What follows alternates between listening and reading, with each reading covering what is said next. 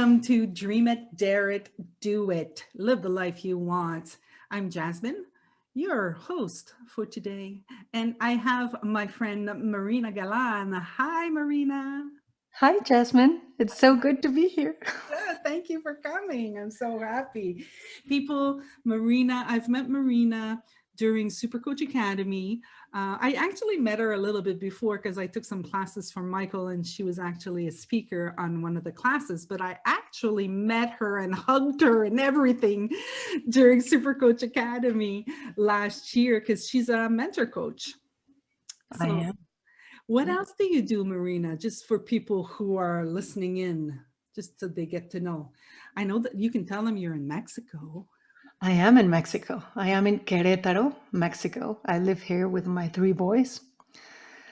And I work as a mentor coach. So I help coaches up their game. Mm. And I am also a coach and a teacher and a trainer. I work with, you know, people and groups and organizations and businesses and whatnot. Like whoever really wants to hear this, I am game for that. All right. Yeah.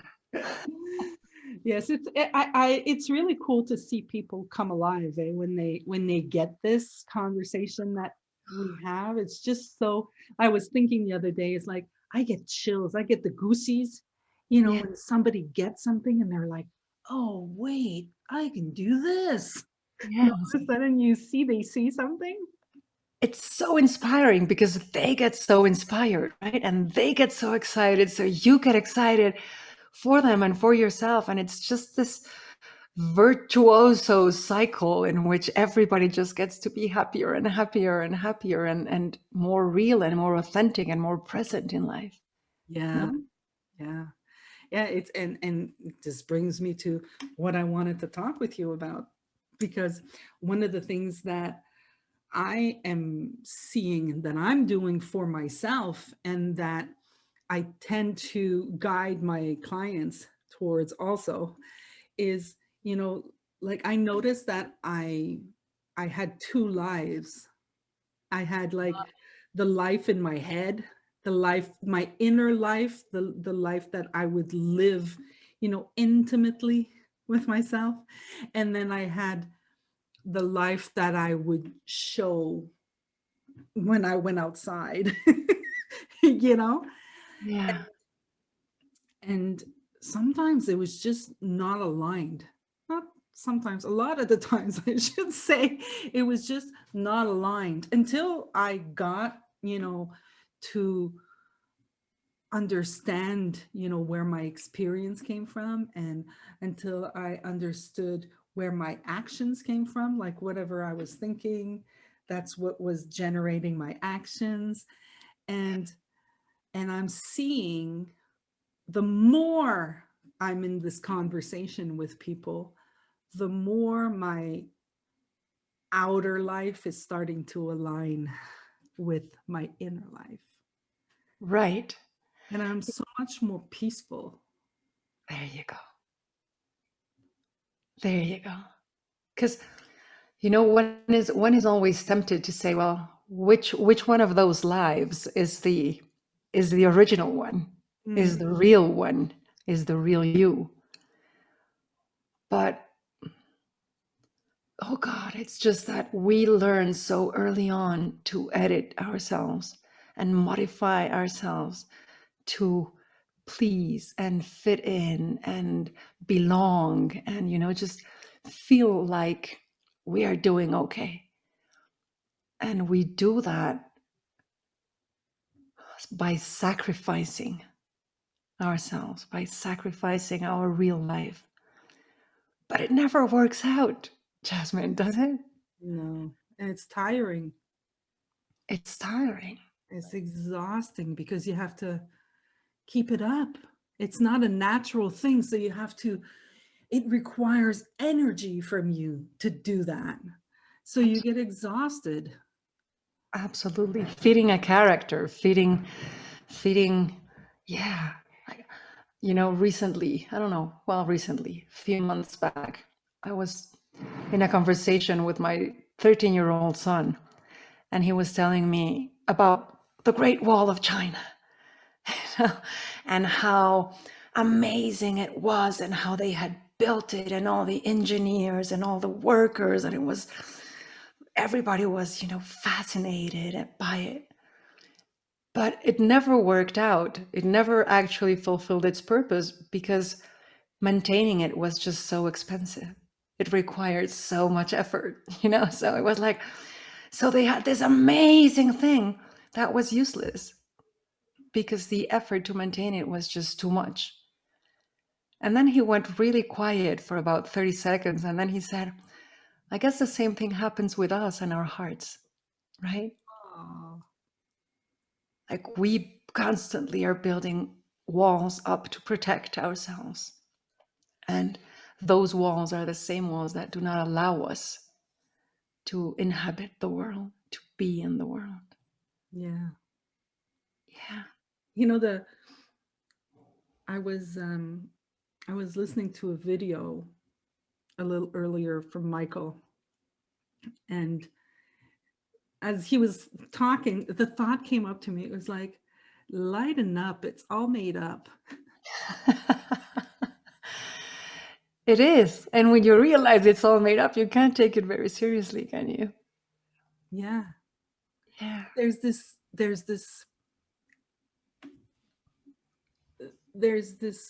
thing that makes us think that it's true. Like we make it up, but we think that it's the truth, and we make it a thing. We thingify it, and it's like a snowball, right? Like we think something and we make it a thing, and then out of this thing that we thought, some more thinking comes. Okay, well, now that I've created this, I also need to create this and this, and then it's just growing and growing, and it makes it into this nice tight ball of thinking. Okay, I wouldn't call it very nice, but yes, I get what you mean. Well, nice because it was circle in my hands. Yes, I understand. But it becomes so solid. It's like this. Yeah, it's like, I mean, we've all heard the analogy of the cloud, right? Like we look at the cloud and it's like, yeah, there's this thing in the air, but the closer we get to it, the like, oh, wait, what? Yeah. I sometimes think of thoughts as birds, and then every once in a while, birds crossing the sky, or flying across the sky. And every once in a while, a bird that I don't particularly like will fly by. And then I will try to grab the bird and dress it up and put makeup on it to make it prettier, Oh, and the bird just wants to, be set free. So it starts picking at me and, it starts to hurt. And it's like, stop it. You're a mean bird. I'm going to turn you into a nice bird so you can fly in my sky. And we just engage with them creating so much unnecessary suffering. Another thing I heard today, suffering comes from the thinking mind. That was kind of like, it just hit me. I was like, yeah, it's like there's this mind that I have. I'm sure you have it too, but I'm going to talk about mine right now. I have a thinking mind, and I loved my thinking mind before I got into this conversation. Now I'm kind of like, okay, wait, let me doubt the thinking mind for a little bit now, right? and I would suffer. And I had one of these realizations where I was like, I'm suffering, and I didn't like suffering. I'm not, not particularly fond of suffering. And I took a class once and they said, suffering is an option. I thought that, that was cool. Suffering is an option. I don't have to take it, basically, right? But it worked just for a little bit until I really saw, wait a second, I'm the one creating, like the suffering is coming from what I'm thinking, not from what is. Absolutely. And not only that, but the suffering is your wisdom giving you feedback around why not think of it differently, Yeah. right? Like bringing an invitation to look at things differently because the way you are looking at it is not useful. Hmm. Yeah, talk a little bit more about that. So whenever we have a problem, Yeah. Okay. okay. So you said, So I say a said, little bit more tell about me a that. little bit more about, you know, because I used to think, so we were talking about suffering and how, the suffering is our wisdom. Like that's what you said. You said the suffering is our wisdom telling us to stop thinking about it in that way. Yeah, that's like, I get it, but I'd like to just hear more about it. Unpack it a little bit. Yeah, just Okay. unpack it a little bit. I'm thinking of a friend of mine who's been suffering lately, and I was like, I would like her to hear this. Okay, so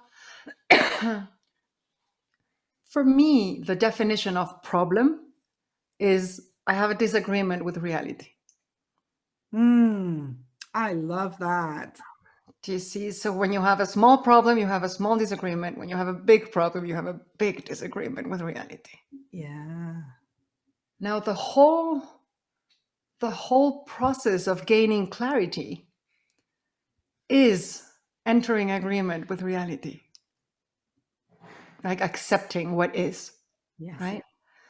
So the way I see it, suffering is our wisdom giving us feedback, letting us know that we are not in agreement with reality. So in a way, it is letting us know that our mental construct is in disagreement with reality, so it is not useful to deal with this reality. You need to,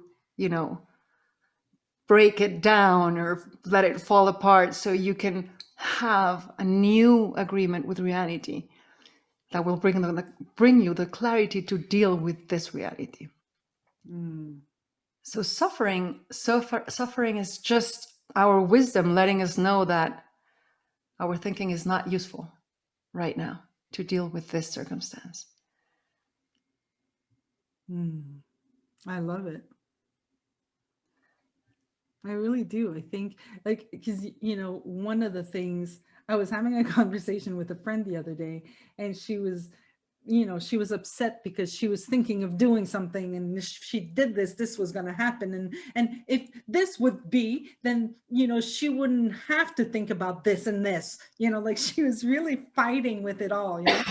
Yeah, And I was like, yeah, but that that's not now. And I was trying to, that's what, like, you kind of put it into words what I was trying to say to her, but it's like, yeah, but right now, what's going on right now? Because she was trying to make a decision. The fact is, she just didn't know. yeah. There you go. So you don't know what to answer. So just be until, because when you're gonna know, you're just gonna know. Exactly. But we are in such a hurry. Yeah. We are in such a hurry. And Jasmine, there's a second part to this agreeing with reality. Because a lot of the people that I talk to say, do you mean I must agree with my circumstance? I must agree with this, and then I don't need to change it, or I don't need to do anything about it. I must just accept it and, be submissive around it. And it's not that at all. It's agreeing with reality, agreeing with what is, to gain clarity so that you can actually deal with it in a way that is useful and assertive and wise. It is not about, oh, well, this is it. The guy beats me up every night. I must accept it. No, you must accept that he does and that you're not okay with that so that you can gain the clarity to deal with it somehow. So it's, a mentor of mine calls it giving up as a strategy. giving up as a strategy. So surrendering so that we can gain clarity. And then we know what to do. Because as long as we are in disagreement, wisdom can only inform us about our disagreement. That's it. Mm. When we enter agreement, then wisdom can inform us about reality. Does that make sense? It does to me. Cool. Yeah, definitely makes sense. Yeah, because when we're disagreeing, we're just looking at the disagreement. Yeah. We're not looking at what is. Well, we are actually. We're looking at what is, and what is disagreement. Yes. So all we're seeing is disagreement. Our opposition to what is, which is what is in us. Yeah, basically. Agreement is such a trap. Like I have so many people, that I talk to, and they're like, yeah, but this person agrees with me. And I'm like, yeah, and we're not talking about agreement here.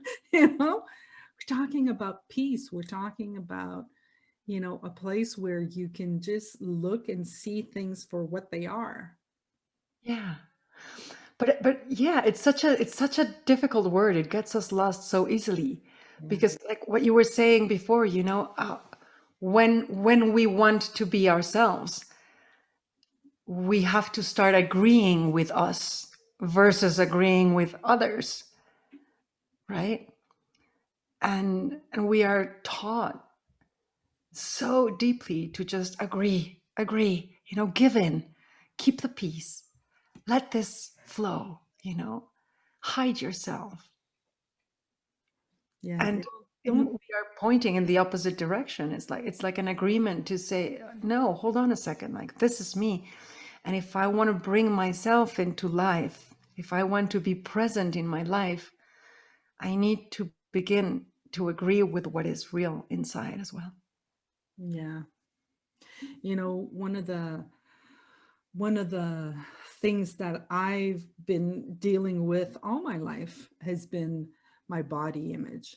I mean, it started very, very young. I remember, I was probably 6, the first time, maybe even 5, maybe even 4. Like, no joke. Like, I've been told so young that there was a problem with the way my body looked, and and and so I had to hide for a while. I hid in big clothes. That was kind of like the process. And then it was kind of like, okay, well, I'm tired of wearing the big clothes. Can I just wear clothes without having to, float into my stuff? And then I started studying. Oh yeah, the study. Like, how can I fix this body? Let me fix it. Like, how can I do it? And there's like this whole industry out there. Oh boy. There's like a whole industry out there that's ready to give me all the right tools to fix my body, And I did a lot of that. And I was like, oh, I got tired. It kind of came back to, like hiding this person where you have to, it requires so much energy to keep it up because it's not a natural thing. So I would get tired, and then I would get discouraged, and then I would create thoughts about that, and then it would become a big thing. And at one point, I think, in my 30s, I just put everything in a box, closed it up real tight, taped it, double tape, triple tape, gazooble tape, just put it on the side there. And I said, screw this, I ain't looking there no more. This is who I am. If you don't like it, F you, Of course. But that was tiring too. Why? Because I could never look there. It wasn't natural. Like the box is right there, Ah. Don't look. Okay. Oh shit, don't look. Oh, like it requires an effort. Like I'm joking around, but it was it it was in my space, and it was a big box. It wasn't just a small box. And then, you know, I had to defend my decision. No, I'm not looking at this anymore. You guys leave me alone, because everybody, loves me. Like, who wouldn't love this?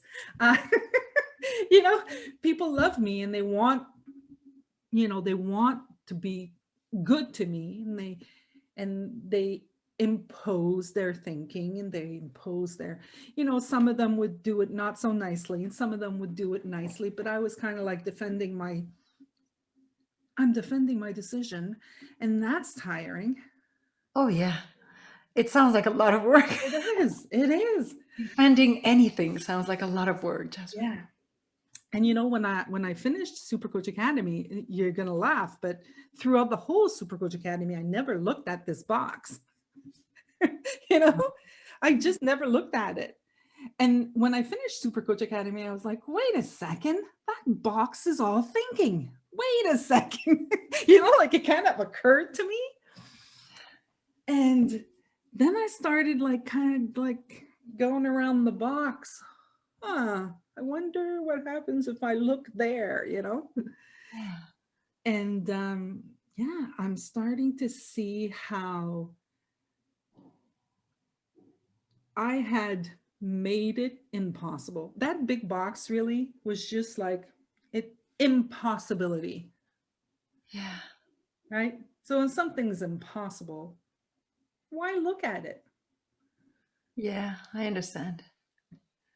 So I started looking at it. And that's when I met Rob. Okay. And Rob Cook is a super coach that I'm sure you've met before. Uh, who hasn't met Rob in our group? And we're very good friends. And now he's making this segment called "Move the Way You Want," and he essentially, talks to me about, well, that's just thought. Okay, so that doesn't work. So look for something else. If the going to the gym doesn't work, Jazz, do something else. And I've started, sitting up and sitting down from my chair for no apparent reason. I might look weird, but all of a sudden I'm like doing this stuff and I'm like, I'm so funny.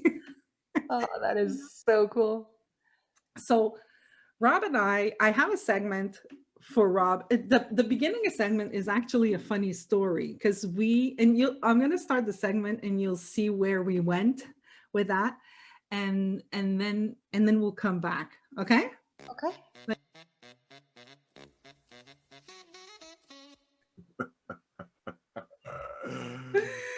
Well, hello everybody. This is the segment.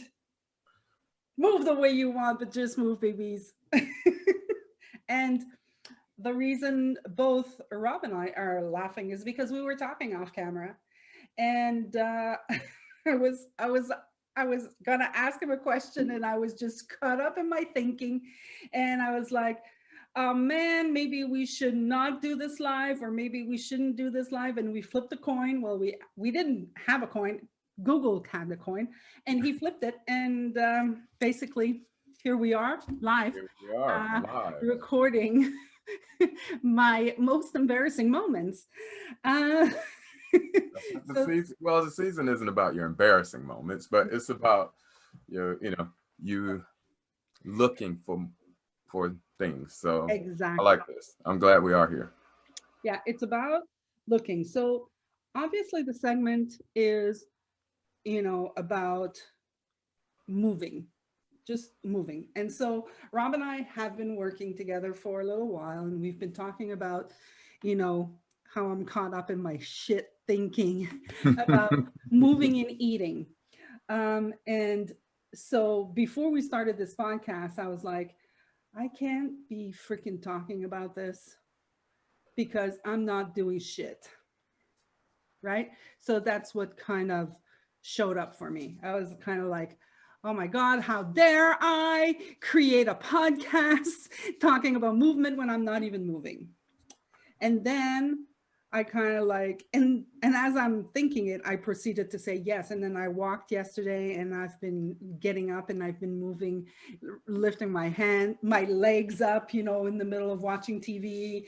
And I've been doing my posture exercises for my bump in the back here that I, you know, thought I was stuck with for forever.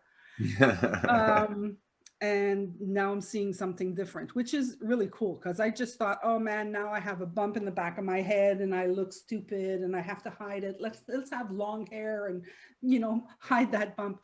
But now I'm seeing that no, it's actually possible to get rid of it by doing some exercises. So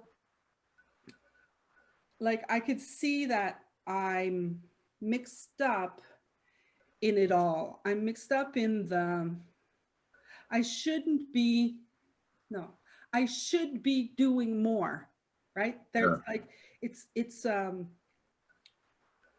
thought that's creating how I'm moving, basically. And I have this thing that as soon as there's a should involved, I kind of like, oh yeah, make me.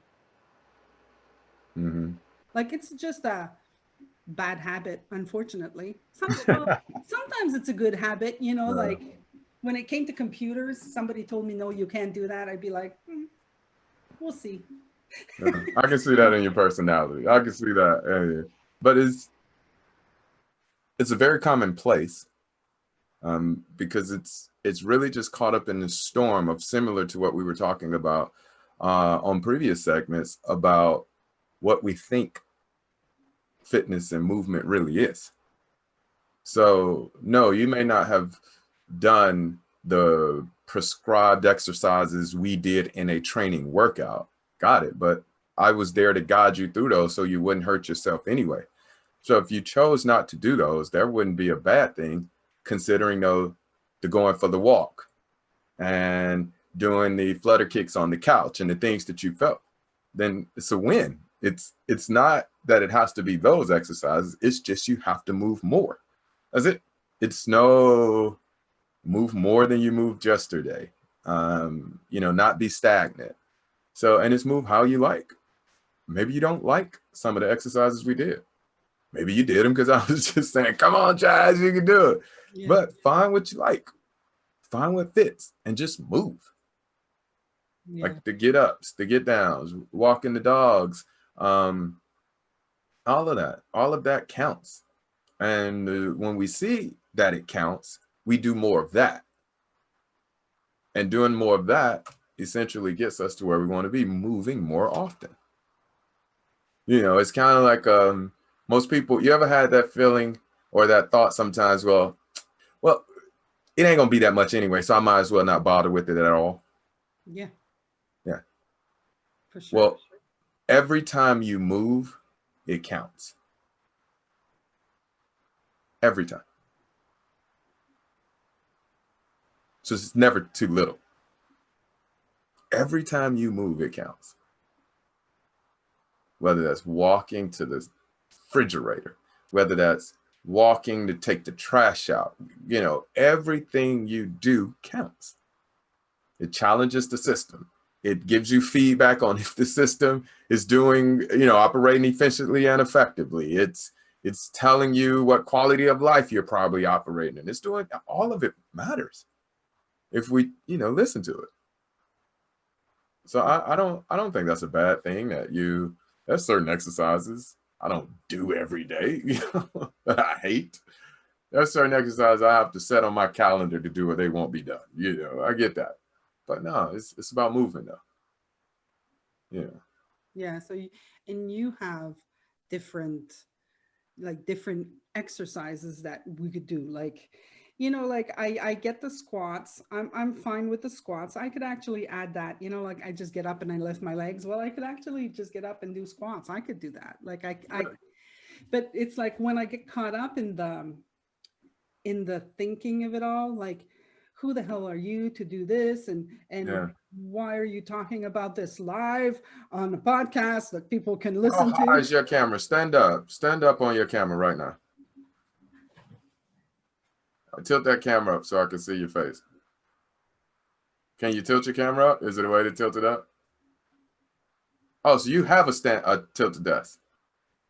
Well, I don't have a tilt desk, but it's my laptop. Oh, okay, cool.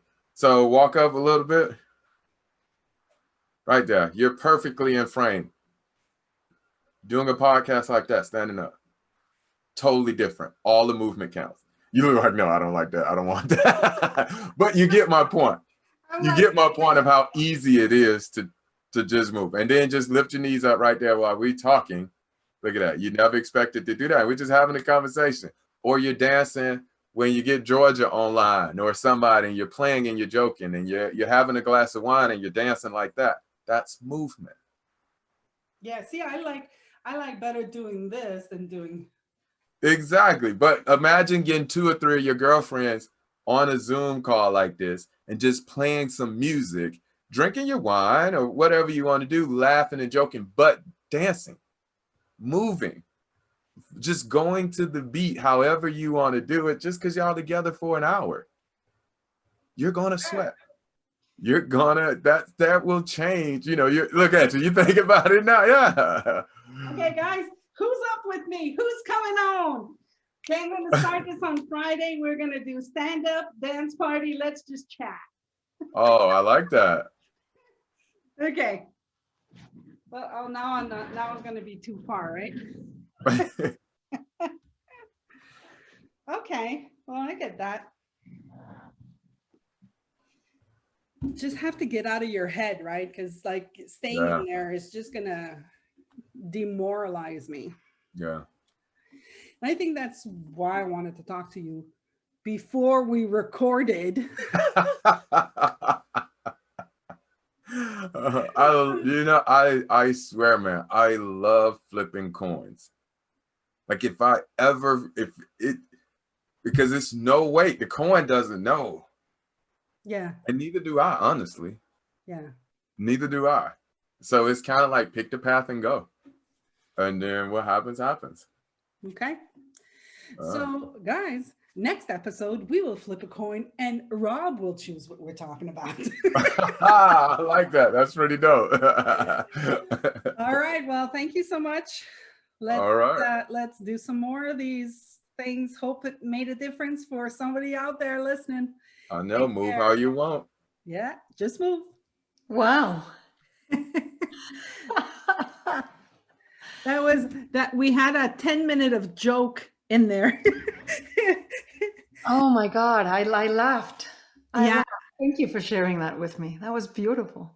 You're welcome. I was looking, like, it really brings me back to, like, I was listening and I was like, yeah, that's what we were just talking about, how sometimes there's things that we know to do that we don't do just because of all of the stuff we have in the way. Yeah, absolutely. We shut our wisdom down because of our thinking, because of our belief, because of our identity. And we refuse to listen. We override it constantly. Like what you were describing, like I know how to move. I can stand up from my chair and back, and this is fun, and it looks funny, and it makes me feel good. But if you started thinking, it looks ridiculous, and what if someone would, like this is just dumb, like you would override your wisdom so easily. Yeah, and we do that with everything. I mean, and it's no surprise, Jasmine, like we are taught to override our wisdom, whenever your mother or father or brother or friend says, I know better, this is what you have to do. Like this is how it's done. Trust me, I have been here for way longer than you have. Like we are being taught to override it. Mm-hmm. So learning to trust ourselves again is an amazingly beautiful, but sometimes counterintuitive process given everything we have learned. I was taking a course with Michael this not long ago, maybe a week ago. I think it just turned out, and it was called Living Fearlessly. And Michael was doing this exercise, and he was like, okay, guys, for the next minute, I want you guys to be selfish and think about you. How are you going to make yourself feel better in this moment? And I can see how, like, I see it over and over again. I've been selfish for a while with myself, and I think that I've had the luxury of being able to do that because I'm single and I have no children, right? So I've been selfish for a while with myself. I was like, okay, I'm tired right now, I'm going to bed, right? Where a mother with a baby that's crying won't necessarily have the chance to do that right now. But in conversations that I have with friends, like, I can see that, like, but I can't do that. It's selfish, and they don't want to be selfish. That's the whole point. You see? We get caught up in this loop of, okay, but is it selfish? No, it's not selfish. Well, should I be selfish? Oh man. So it's exhausting because everything we're doing is just to manipulate other people's thinking about us or our own thinking about ourselves. Yeah. Oh my God. It's so much work. It's super vigilant, isn't it? It's like, and one of the things that I've lost in being in this conversation is my memory. Like, I used to be, I don't know, did you ever have that experience too? Where I'm like, I used to remember things, like I was proud of my memory. Now I'm kind of like, wait, what did we do? Because I'm in the moment. I'm living this moment. I don't have to store the moment. Yeah, absolutely. Absolutely. You can be in it. And just live through it and not, hold all this bandwidth of remembering things, Like, I'm thinking of your box, right? The Yeah. box that you don't want to look at, but it's taking up space. Yeah. And so in order for anything new to come through, you need to clear up that space and just let go of that old stale thinking that is heavy in your mind somehow, and I think we convince ourselves that we have to remember everything simply because we don't know that we are always perfectly equipped to deal with the present moment. Yeah. But because we don't know that, it's like, well, what if we're not? What if I won't be ready? And so I need all this baggage, intellectual baggage, emotional baggage, to be ready, because this is how we learn, right? Through experience. And we are convinced that that is where wisdom lies. And it's just not true. Wisdom is wisdom in the moment. Like, we are always ready, always prepared. Yeah, we think that wisdom is experience, right? We kind of confuse that. Oh yeah, okay, well, now that I'm old, I have wisdom because I have experience. No, actually, that's not it at all. That's not it at all. Like, in this conversation, you learn that wisdom has nothing to do with time. Wisdom is outside of time, right? Like, it is always present. It is always guiding you. It is always helping you think of stuff that you can do right now in order to deal with right now. The problem is that it cannot bring information about the past or the future. It can only bring information about now, right? So as long as you stay there, you have access to it all.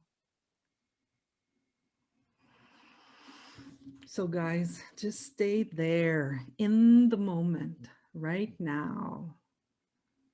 In the moment, right now. My children They call the old thinking the buckets.